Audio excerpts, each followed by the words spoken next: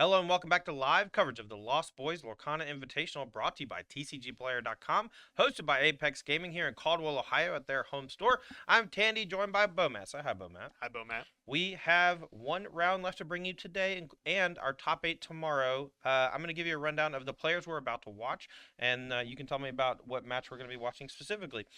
So to start things off, we have 6 players here, all playing for elimination. The winners go on to day 2, and the losers are out. It's a 3v3.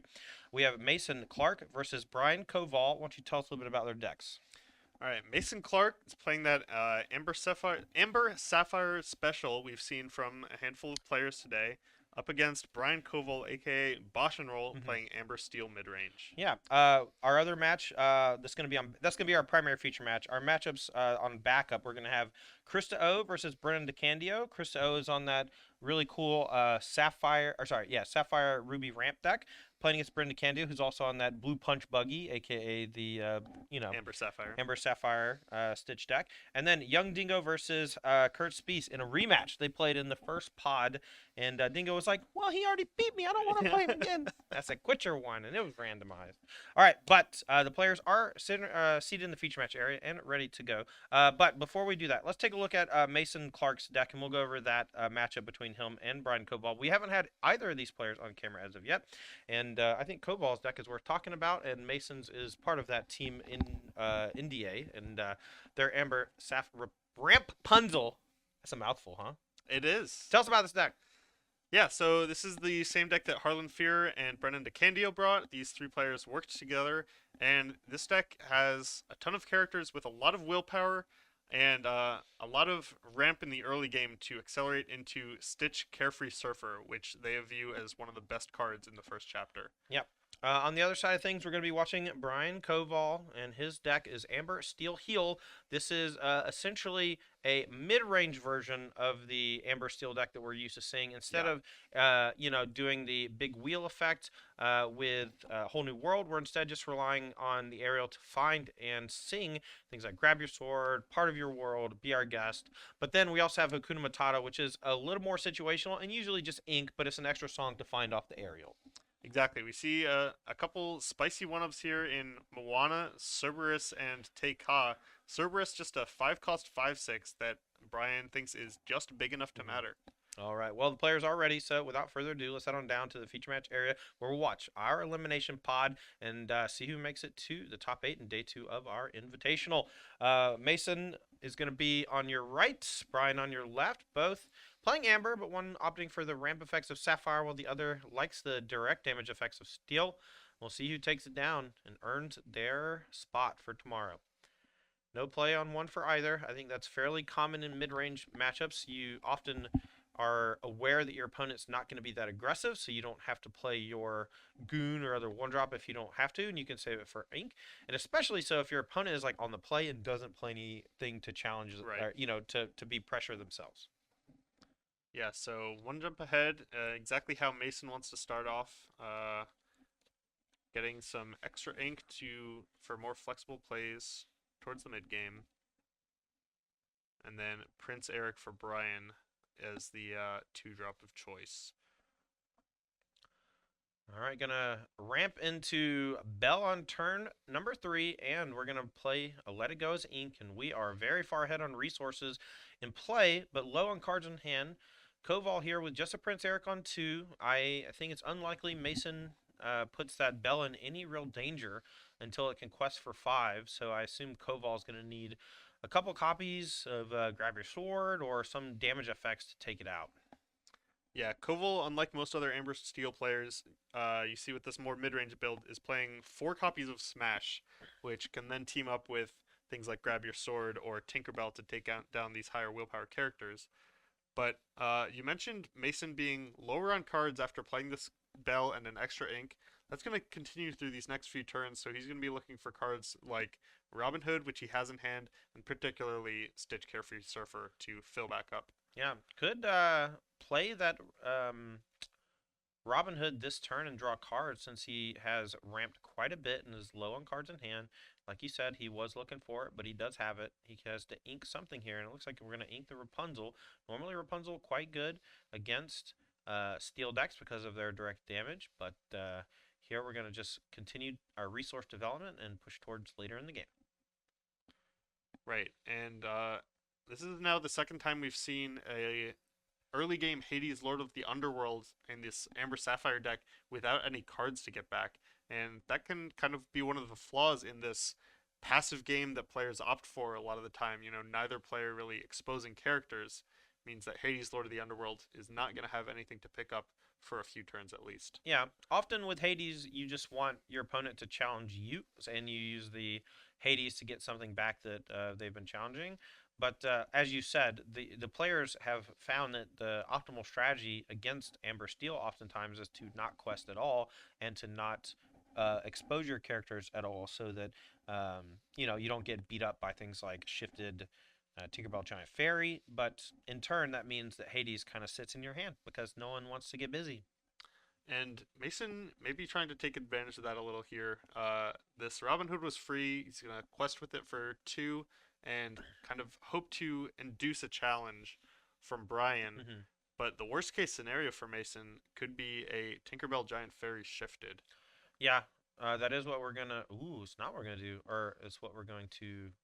Oh, Simba, you have forgotten me. Discards 2 copies of Hades, Lord of the Underworld, and Mason Clark is out of cards. Can Coval capitalize? Mason out of resources. I'm calling Surfer. Surfer Stitch. Surfer Stitch. Me and Mason are good friends, and I'm hoping he's able to pull this one out. But Coval is no slouch, and he's got his work cut out for him. And with no cards in hand, he's certainly on the back foot, but has 8 ink and decent board position. And Bell is pretty scary for later. Let's see if he has anything to refuel here. The fact that Mason didn't immediately slam this card on the table tells me it's probably not Stitch Carefree Surfer. But what is it? That's actually a good idea. Let's figure out what it is. You keep talking. All right. Todd's gonna take a look at the deck lists. We have Bell. It's Hades, Lord of the Underworld, or Hades, the big one, Infernal Schemer. That's my bet. Every other card seems like it's an easy play. Maybe Rapunzel. Yeah, either of those cards do make sense. We see Belle here in kind of that awkward spot where you've gotten all the ramp you can out of her, but you're a little light on resources to be able to reach 10 ink.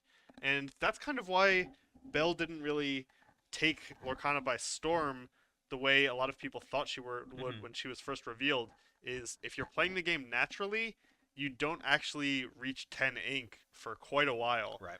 You need to kind of specifically enable her, which Team NDA is looking to do with Stitch Carefree Surfer. Well, you got to read her. Mason, this open decklist, brother. Yeah. Maybe you should have read that one last week. Or earlier this week. All right, we're going to ink a Rapunzel. Neither player wanting to expose their stuff to challenges. We're going to sing double, grab your sword, and a full board clear at Coval. Knocks Mason down to no characters, and we're going to go back his way. Does he have something in hand? It was a let it go. With a bell and a let it go, we're going to play the bell and pass the turn. Yep, pretty awkward. And at this point, Carefree Surfer no longer a good draw for Mason. Right. Mason kind of allowed Brian to take that time, and Brian took advantage of it, being able to find the second copy of Grab Your Sword. Mason didn't have a Rapunzel, but Brian played well around Rapunzel, never giving Mason an opportunity if he had it. Now, this is something that I've come to know about Bell, is playing it early and it doing nothing.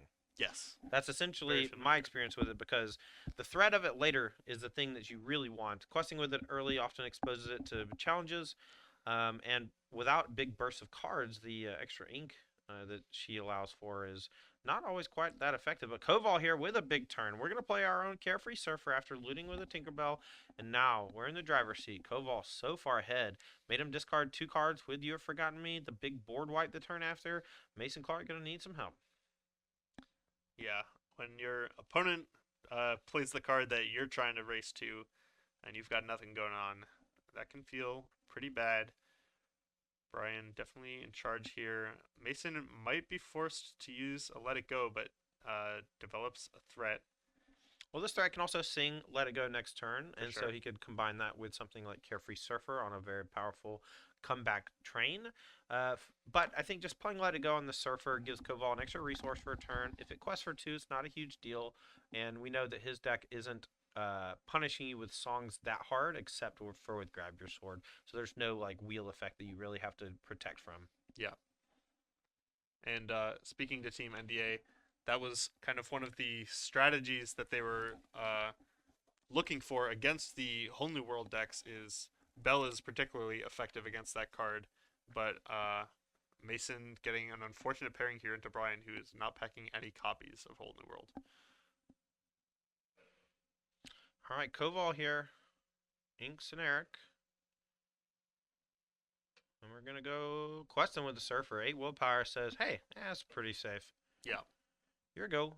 Nothing else looks that safe, though, so we're going to pass it back. The 3/6 Maleficent, uninvited, quite threatening against most of the characters from Koval. I might have liked Tinkerbell to loot, but it's possible that the hand just wasn't bad.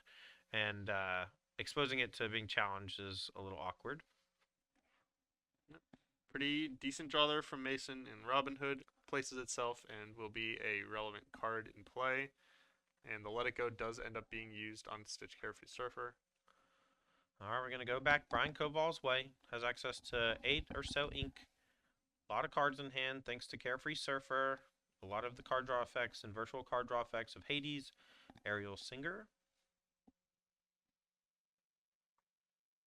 I'm going to see what he wants to develop this turn, but Mason had a pretty solid turn last turn. That Robin Hood Archer able to draw a card, and then the tempo of singing Let It Go instead of casting it for 5 allows him to gain the significant foothold on the board without too much damage. And Koval here looking to capitalize with the extra ink from the Let It Go. Yeah, this is Mason does have a bigger board than Brian, but he's not really able to do all that much with it very effectively. I believe we know Brian has a Tinkerbell Giant Fairy, and that means things fall apart for Mason pretty quickly if he starts questing with either of these slightly smaller characters.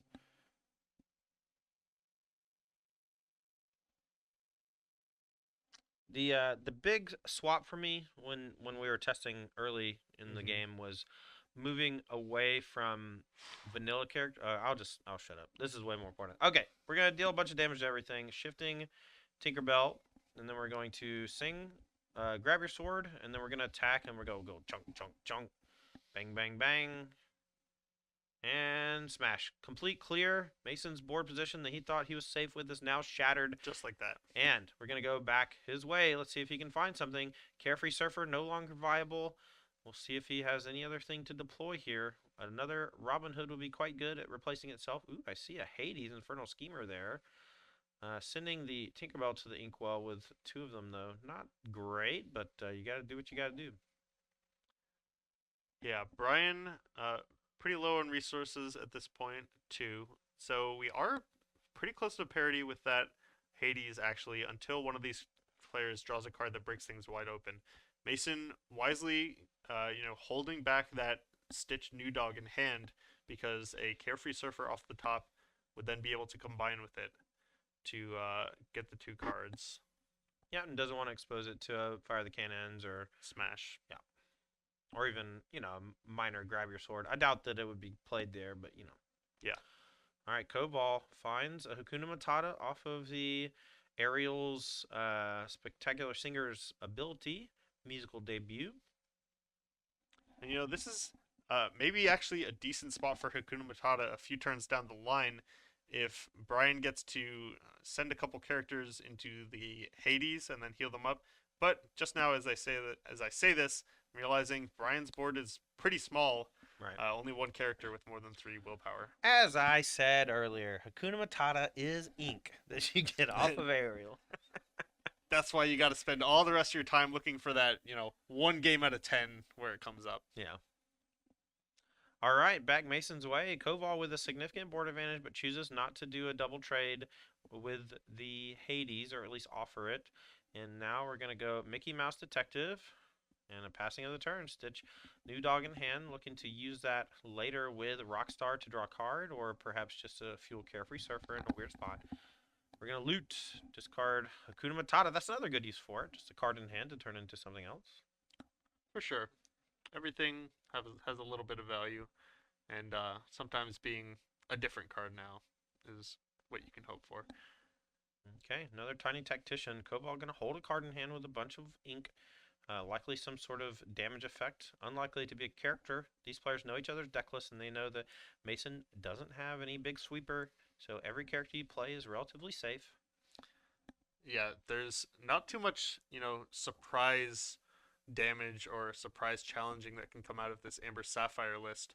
It's mostly just going to be either hard removal or characters on the board challenging. Here's another aerial. And look at the top four.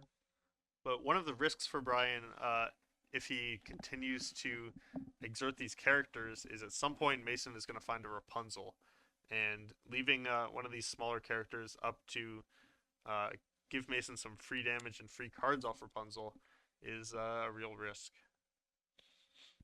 We are in untimed rounds. These players here are battling for day 2 of the Lost Boys Lorcana Invitational. These players are 2-2 after a long day of battling other strong players, both invitees as well as people who earn their slot via qualifier. We had one of our last chance qualifiers from last night, Matthew Campo, starting 3-0 with his same Ruby Amethyst list from last evening. So he is currently undefeated on the weekend with Ruby Amethyst. So maybe your whole Ruby Amethyst is unbeatable actually makes a lot of sense. Yeah, we still, a whole day later, we have still seen only one player take down Ruby Amethyst. That was Kurt Spice last night. That Be Our Guest from Brian Coval found a Moana, but also relevantly put the 4th copy of Grab Your Sword on the bottom. That's going to be something to keep track of, as that's one of the pieces Brian can use to swing a board if this game ever gets out of hand for him. Okay, Mason here has a Hades. We can start a Hades chain. Hades for Hades for Hades for Hades for Hades for Hades. Oh, yeah. And you know what? He's never going to die. Just when Zeus thinks he's gotten rid of his annoying brother, Hades, he comes back from the dead. Big surprise. The best case scenario here for Brian? Look, I don't think he has it, but imagine double shifted Tinkerbells. But I guess 3 Hades instead of 2 means that Mason can spend most of his ink every turn just replaying those if Brian ever does decide to answer them. Well, Moana actually adds a nice little wrinkle to Coval's game plan. We can go quest with all these princesses and then use Moana to quest as well. And then it'll ready the aerials so that they are safe from combat. It does expose the Moana to combat, but it's at the expense of gaining 6 lore for almost for free. We can fix it. I don't know the song, but whenever this character quests, you may ready your other princess characters. A valiant effort. They can't quest for the rest of the turn. This is actually a weird ruling in the game is 2 copies of Moana in play. Put it back on the screen if you don't mind. If there's 2 copies of Moana in play and you quest with one, the other can't quest. This ability affects all princesses, even if they are ready. So if you want to use the Moana, you must first quest with the other princesses. And if you have 2 Moanas in play, unfortunately, they don't work that well together. It's an unfortunate ruling, and it luckily hasn't come up yet, but it is something to keep in mind. But we're going to go full out questing here with only 5 characters on the other side of the table. We are going to go Beast Hardheaded plus Tinkerbell Giant Fairy and quest with everything. That's 3, 4, 5, 6, 7, 8, 9, 10 lore up to 11. And this, you mentioned earlier, Mason's Amber Sapphire deck doesn't have any AoE really. No ways to punish Brian for doing exactly what he just did, completely unloading his hand. It's going to be pretty difficult for Mason to get back into this, especially if that lore total is accurate. This could be the end of the game for Mason. Yeah, so 11 was a little short. We were much higher than that. We have 18 now, and Brian Coval is in firm position to win game number 1. Mason going to start his turn off here with a Be Our Guest, but unless he can clear most of the characters on the other side of the field, the game is over, and I don't think his deck is really capable of doing that against these 2 ready characters. Look, sometimes infinite value is close to no value if the game doesn't go past this next turn with these Hades Lord of the Underworlds. That Hades is dead, my friend. Undo. Hades down. All right, Moana. Gonna heal 2, draw 2. Gotta pay the 4. We have access to 3 more ink. What can we do? Nothing. Packs it in. Mason down a game. Brian Coval wins game number 1 with his Amber Steel heal. Amber Steel heal. That's what we're calling it. As these players are shuffling up here for game number 2, love to take a moment and shout out our sponsors. Thank you so much to G Fuel Energy Formula for keeping us nice and hydrated and energized on these long tournament days. I also want to say thanks to Wings Etc. Grill and Pub. This is a nice little restaurant here in Caldwell, Ohio. It's a chain, but the one here in Caldwell is owned by big boss man Kyle Huck and family. And we go there for post-tournament dinners all the time and have quite a good time. And we hope you join us there. Thanks to Ultimate Guard. Ultimate Guard has the premier TCG supplies from the Katana sleeves to the archive deck box. They are the best in the business. Make sure to ask your local game store for Ultimate Guard products. And if they don't have them, ask them why. Thank you so much to our flagship sponsor, TCGplayer.com. They offer so many singles for so many games, from Pokemon to Yu-Gi-Oh!, Magic the Gathering, and now Disney's Lorcana. TCGplayer.com is your one-stop shop for all your singles needs. Also, make sure to check out TCG Player Infinite if you'd like to learn some more about any of these games, including Disney's Lorcana, where the Lost Boys have written 2 articles for TCG Player Infinite in the last week. One describing the players and their decks they're playing, as well as the other talking about the Lorcana Chapter 1 metagame right before Chapter 2 comes out. And last but not least, big shout out to Cards and Castles 2, a new game from Steam. It's in early access, and we're having a lot of fun playing it. It's a tactics card battler, very similar to Hearthstone in terms of the resource system, but the gameplay is quite robust, and I highly recommend it. It's free to play. You can go right now. We'll link it in the Twitch chat, and you can go check out Cards and Castles 2 while you're watching us. And if you use code Apex Gaming in the store, you get 5 free booster packs from Cards and Castles 2. Thank you so much to our sponsors. Now, we are finishing mulligans, and players are about to draw their opening hands for game number 2. We have Mason Esports Clark on your right, playing Amber Sapphire mid-range. This deck from their team NDA, Brendan DeCandio, Harlan Fear, and Mason Clark, all playing the same 60. And so far, Harlan's the only one to punch his ticket to date, number 2. Brendan DeCandio is right next to Mason playing for it, and we're underway and see if Mason can win 2 in a row. He's got his back against the wall. All right, we are underway here. No opening 1-drops for either players, and Mason with the perfect turn 2, 1 jump ahead. I talked to Brian a little between rounds about his preparation for this event, and he said he had a few brews on the back burner, but wasn't able to really make any of them ready for prime time. Mm-hmm. But he did mention one of them was he was trying out this card he saw in a Lost Boys video, Zero to Hero, Yeah. and it seemed really promising. Then I mentioned, well, but that's a preview, and he said, oh, well, it's a good thing I didn't register that. Yeah, no kidding. Yeah, Zero to Hero is. Can we actually get Zero to Hero on the screen if we? Yeah. It's actually a brand new card from Chapter 2. It's not even out yet. Chapter 2 will be releasing next month, I believe. But Zero to Hero, song from Hercules, where Hercules turns from, guess what, a 0 to a hero, Boom. just like the song says. For 2, you get to count the number of characters you have in play, and then you pay that amount of ink less for the next character you play this turn. It's quite good because it's a song, so you can use things like Simba, Bodyguard, or Aladdin to sing them, Nice. and then use that in conjunction with big bursts of resources like Stitch Rockstar and A Whole New World to really, really hammer home the strength of Zero to Hero in these creature rush decks. Yeah, definitely looking forward to trying that one out. Back to our match here. Mason has gotten a pretty fast start off with 1 jump ahead into Bell, plus some extra ink. And just a 2-drop and a 3-drop for Brian. But a good follow-up for Mason with Robin Hood. All right, yeah, when you're ramping, the Robin Hood's a nice follow-up because you're, specifically purposefully lowering your resource count in hand for resources on the board. And the Robin Hood's a great use of 6 when you are low. And now it looks like we're going to lead that into Stitch Rockstar next, or Carefree Surfer next turn and draw 2. That's pretty much ideal for Mason. Right.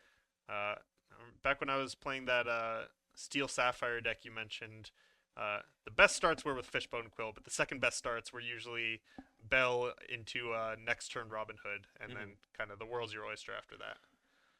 All right. Well, a couple aerials for Brian Coval. No one's questing. Bingo. As per usual, we draw two. Maybe we quest with the Robin Hood because it's big. There's no Tinkerbell punish, so I don't mind it. This game is played out pretty similarly to the last one, and we did see in this position Mason did quest with that Robin Hood. Uh, decides just to pass, tanking it. Yep, yep. Interesting. Gonna play ink number 8 and pass the turn. You say it looks a lot like last game, except there's a Carefree Surfer on the side of Mason Clark, which Yeah, is not the same as last game. yeah. Last game, Mason did not have the Surfer follow up, and Brian did have the You Have Forgotten Me follow up. Uh, Significantly less effective now that Mason's drawn those two cards off the Surfer, Mm. and will draw two more. So it doesn't look like that kind of game. Ariel Spectacular Singer whiffs, but still a full grip for Brian. We'll see how he wants to progress the rest of the turn in the next few. Gonna play Cerberus as Ink. That's a big body, but not necessarily what he wants right now. Needs more specialty help. Yeah, Cerberus, one of those, curve fillers. Brian's only playing one copy, just thinks it's good enough for the games when he doesn't have his primary cards available. Another Carefree Surfer for Mason Clark, and now he's on the run, and Brian Coval is going to need to catch up. The extra cards generated from that and the huge willpower is going to be very difficult for Coval to get off the table. Wouldn't be surprised to see him quest with the Rockstar or the Carefree Surfer, but I thought he might quest with the Robin Hood as well. It's very clear he's afraid of something, and I think that thing is challenge with Prince Eric into cast the Tinkerbell Giant Fairy to Right. finish it off, and I think that's fine to play around that. Yeah, and we've seen a couple times with this Amber Sapphire deck the squeeze they get into with Hades, Lord of the Underworld, when you don't have characters in play. Another thing we've mentioned about Belle Strange but special, though, is she usually only gets one quest off. So I wonder, as we get deeper into this game, whether we'll see Mason kind of taking advantage of that.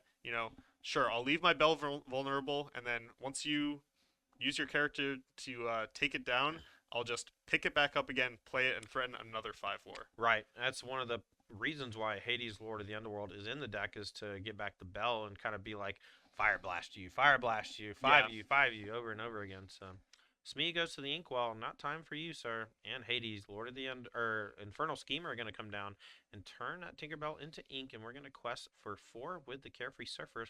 They still have 7 willpower left. They're so big. yeah, really showing how much faith Mason has in this card, and it's kind of carrying his game right now. Yeah, but we match it with our own. Brian Koval draws 2 off his own Carefree Surfer. Unfortunately for him, though, he's very behind on board, and Mason's pretty close to lethal. Next turn, if nothing gets challenged, he quests for 2, 4, 6, 8, plus 5 is 13 up to 19.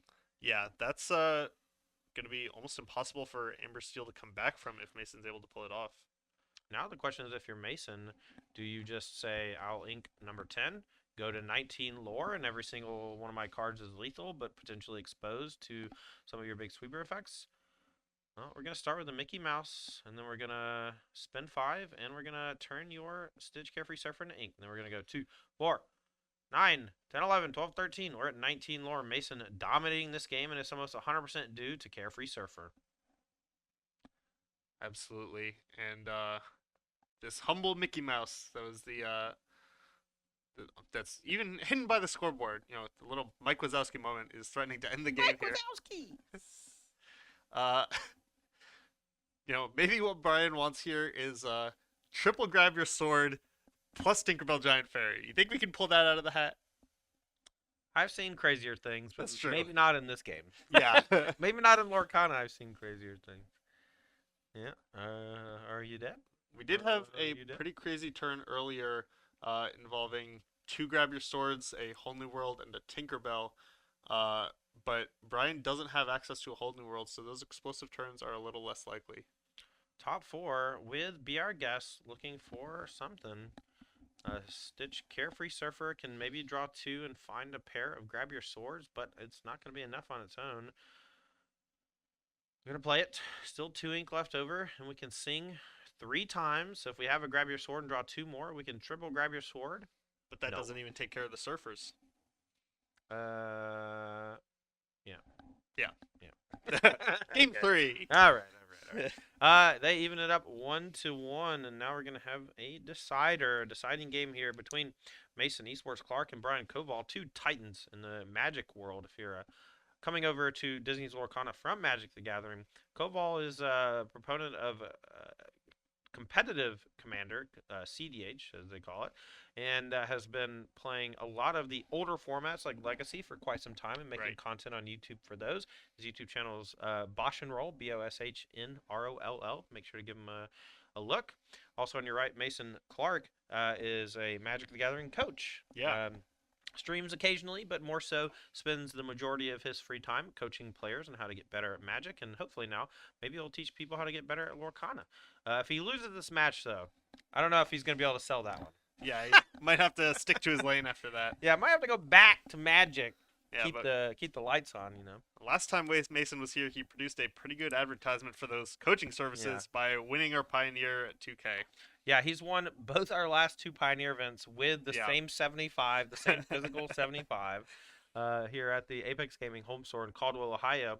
And if you are in the Ohio area or in surrounding states, the Apex Gaming home store here in Caldwell is a huge venue, able to hold up to 250 players comfortably, and we regularly have large tournaments at this event for all sorts of games. And next week we're going to be having a Magic the Gathering $5,000 Modern Open, where first place will qualify both for the regional championship in, I believe, Atlanta, but it might be the one for Denver next year. Don't quote me on that. Yep. And then also the top 2 competitors will qualify for the Apex Invitational that's in November, where the prize payout for that event is $20,000.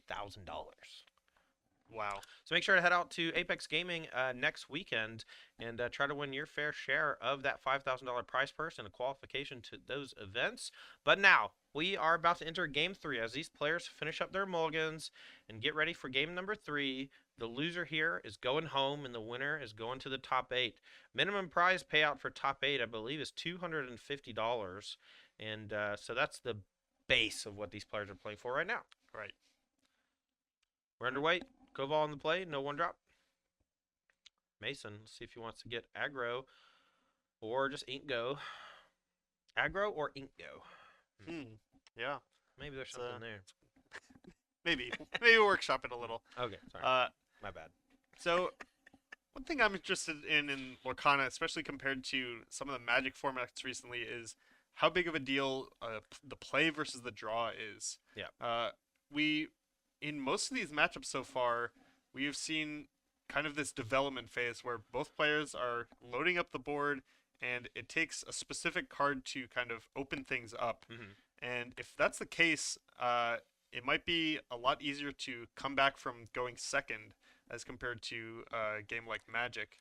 But there are definitely decks that can punish slower draws from players going second. I might have told you this already, but I actually spent the first month I played Lorcana always choosing to draw. Oh, yeah? Yeah.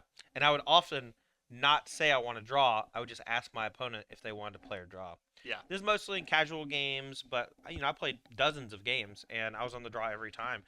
I didn't lose much. It didn't feel like being on the draw was that big of a deal.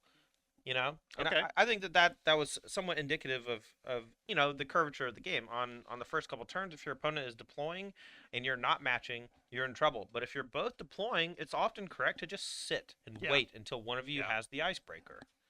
In this matchup, the icebreaker comes mostly from Coval and his AoE effects, but Mason Clark, he's got to explode onto the field with things like Bell, Strange with Special, the 7-drops like Carefree Surfer, and really put the pressure on Coval because the longer the game goes, the more he can set up those big double grab your sword turns or use Tinkerbell Giant Fairy to really smush him. Right. Mason here, unlike the first 2 games, missed on 1 jump ahead, but does follow up the 2-drop with a Mickey Mouse Detective. And this Tinkerbell from Brian is likely going to sit and play for quite a while and threaten a shifted Tinkerbell Giant Fairy. So we're going to be in for another one of these players just sitting on their boards trying to build up an impenetrable position. Yep. That's one of the reasons why I like Ariel in the whole new world decks, specifically because you are able to essentially control the pace of the game. You deploy your hand at your own will, and then you sing a whole new world if your opponent doesn't match you. And sometimes you sing it even if they do match you to continue your pressure. Right. But Koval's build is much slower, much more grindy. Has things like Carefree Surfer and Mass, and tons of other more direct damage things like Smash. Smash and a couple Fire the Cannons or no? No Fire the No Fire the Cannons, Cannons. Yeah. but A lot of songs. Kuna yeah, Matata. those extra songs to keep up the consistency for Ariel, as well as a couple copies of Hades Lord of the Underworld, which we see in Amber Sapphire, but not quite as much in Amber Steel. All right. So the Mickey Mouse Detective means 5 ink here for Mason on turn 4. Let's see if he has some powerful 5 drop. Not a whole lot of good 5s in Amber necessarily, but in Sapphire, you have a couple. But one I'm really excited about is there's a 5 cost Cogsworth that's coming out in the Oh next yeah, set, and it has Ward itself, and it grants resist. resist to all of your other characters. And so if you get 2 of them onto the table, none of your characters take any damage from Grab Your Sword, and you can't target them because they have Ward. Oh yeah, Yeah, Cogsworth, grandfather clock, tick tock, tick tock. Who's afraid of a grandfather clock? yeah. We've seen various Sapphire decks, brews that people are working on, featuring Aurora, Dreaming Guardian, and the 2 cost Aurora, and those I think will wholesale be replaced by Cogsworth. Yes, I'm very excited for that. me too. Even the smaller Cogsworth has an ability that gives your reckless characters the ability to quest, which is pretty wild. All right, back to the game at hand. Coval deploys Hans 13th in line to match the Bell Strange special from Mason. Mason is ramping up with all of these extra ink drops thanks to the Bell. We're going to play Carefree Surfer, draw 2, and we still can play another ink. We can push towards that quest for 5 with the Bell. The Mickey Mouse Detective's body, not a huge issue right now for Koval. The questing neither. Bell gonna need at least 2 more ink to threaten the 5, but Clark doesn't even play the 8th ink drop. Instead, sits on 7. We're gonna go back Koval's way. Yeah, Mason seems to be valuing certainly the Carefree Surfer, but also the Rapunzel that he has in hand, which surprises me a little. The way these games have been playing out, it might be a few turns before Mason's able to get value off that Rapunzel, but and with the Hades Lord of the Underworlds, I might have been inclined to really push towards that Bell activation that you were talking about. Well, he wants to wait till it's for 5, and then every time he gets it back, it's just a blast. Yeah, And but skipping an ink on this turn puts that off for another turn. oh, That's my right, because point. he can't play 2 next turn. I don't think he plans to play 2 or 3 ink over the next few turns. I believe most of his hand is actually uninkable, like Right. one jump aheads and things of that nature. Mickey Mouse Detective, and he didn't play the Surfer or the Rapunzel. Rapunzel, but that's because those are the only 2 inkables, I think, or close to that. All right, Hades, Lord of the Underworld is going to get something back, and then we're going to play an ink. Tinkerbell looted it away to give it some value. Now we're back to Mason's way and see if he has a punish here for the Tinkerbell. Turn it sideways. About time. That's the first character to exert so far this game. But here's another Carefree Surfer. 2 more cards coming and perhaps a couple of ink drops. We'll see what Mason wants to do. Yeah, Mason, definitely loving this Carefree Surfer. I think also had the option of kind of taking advantage here to use the Rapunzel, but instead is just going to start getting busy with these Carefree Surfers.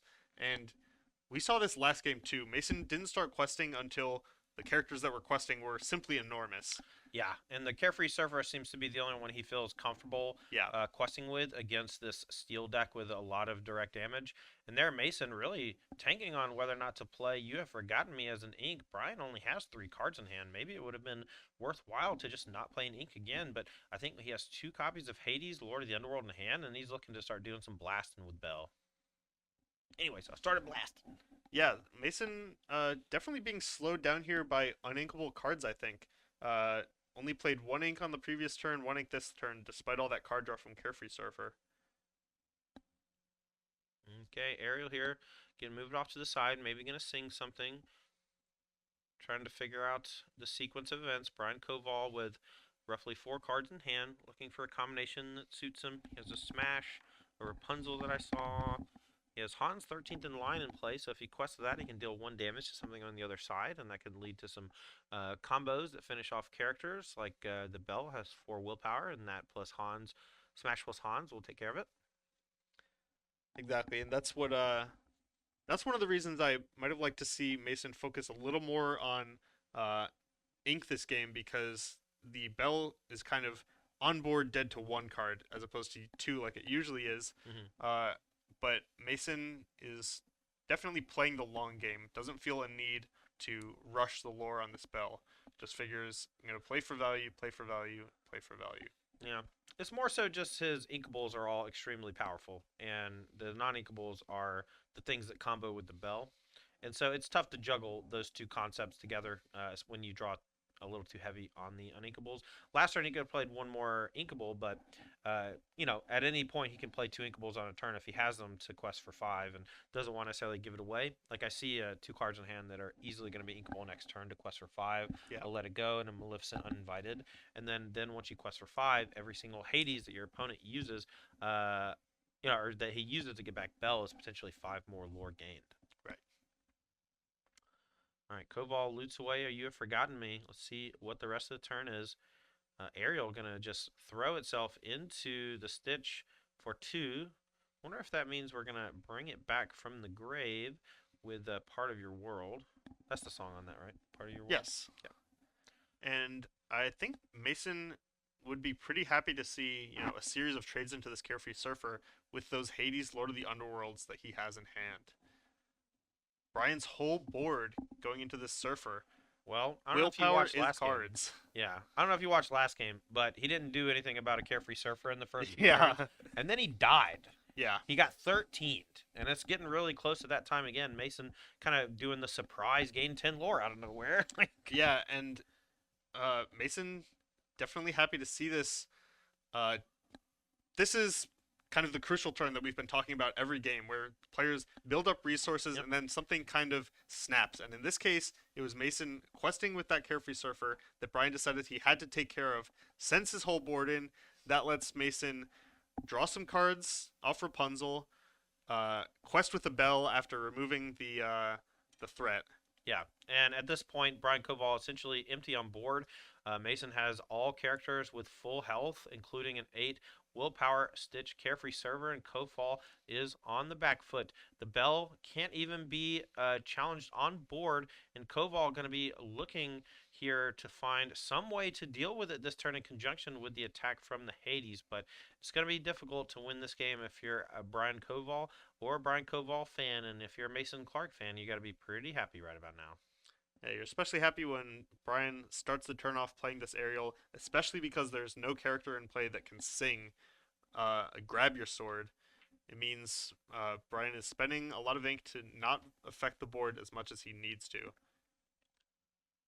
All right, so Coval here trying to knock down the House of Cards from Mason, but it looks like he's too far on the back foot. The 8 willpower of those 2 Stitch Carefree Servers, perhaps a little too much for his steel deck to deal with without those direct removal effects and without any explosive draws of his own.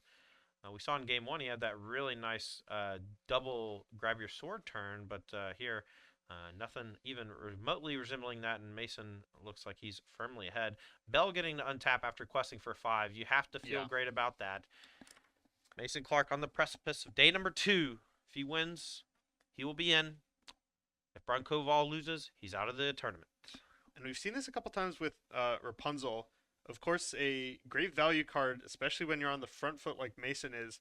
But when your opponent has a threatening board, Brian's Rapunzel was 4 ink for a little bit of value, and it's not going to contest anything very much at all. It can't sing Grab Your Sword. It can't challenge anything to take it down by itself. And that's a lot of tempo that Brian is losing. Well, the whole game for both players has been about preventing Rapunzel and preventing Giant Fairy from doing anything, right? So you don't quest until it's perfectly safe. You don't challenge until your opponent bites. And the moment either player makes a move, the whole House of Cards comes down. And whoever has a current board advantage is usually the one that comes out on top. Mason's deck is built to exploit this. And as you see, another Carefree Surfer. He's got 7 or 8 cards in hand, and it's almost over. Coval has no sweepers in his deck. Draws for turn.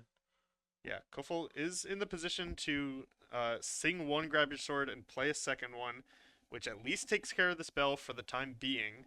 Right, but But at you're not 16, gonna take down the Carefree stitches. Surfers, yeah, too much for him to handle, and Coval is defeated and eliminated with his Amber Steel mid-range deck, and Mason Clark qualifies for date number 2, punches his ticket to the top 8, and guarantees himself a little bit of prize money to boot.